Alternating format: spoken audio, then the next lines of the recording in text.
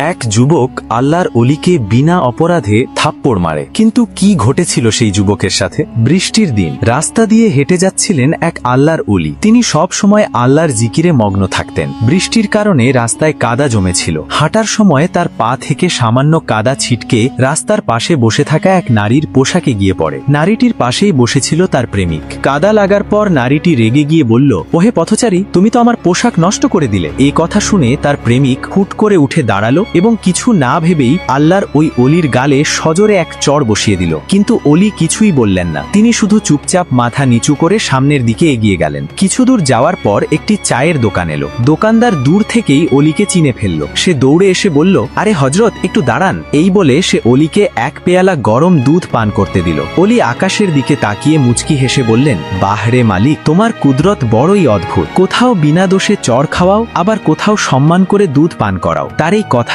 শেষ হতে না হতেই হঠাৎ দূর থেকে মানুষের হইচই শোনা গেল। কয়েকজন লোক দৌড়ে অলির কাছে এলো এবং বলল, হযরত, একটু আগে যে যুবকটি আপনাকে চড় মেরেছিল সে হঠাৎ ছাদ থেকে পড়ে মারা গেছে। লোকজন বলল, আপনার নিশ্চয়ই খুব রাগ হয়েছিল, আপনি বোধহয় তাকে কঠিন বদদোয়া দিয়েছেন। অলি শান্ত কণ্ঠে জবাব দিলেন, না ভাই, আমি তাকে কোনো বদদোয়া দিইনি। তারপর তিনি উপস্থিত সবাইকে বুঝিয়ে বললেন, আমি যখন ওই রাস্তা দিয়ে যাচ্ছিলাম আমার পা থেকে কাদা ছিটকে ওই নারীর পোশাকে গিয়ে লাগে। এতে তার প্রেমিক রেগে যায় এবং তার ভালোবাসার মানুষের অপমানের প্রতিশোধ নিতে সে আমার মুখে চড় মারে। যখন ওই যুবকের ভালোবাসার মানুষ কষ্ট পেল সে প্রতিশোধ নিল, আর যখন আমাকে চড় মারা হলো তখন আমার ভালোবাসার মানুষও রেগে গেলেন এবং তিনিও নিজের প্রতিশোধ নিয়ে নিলেন। তাই গায়ের জোরে কাউকে বিনা দোষে কষ্ট দেবেন না, কারণ নিরীহ মানুষটি চুপ থাকলেও আল্লাহ কিন্তু ঠিকই তার কঠিন বিচার করেন।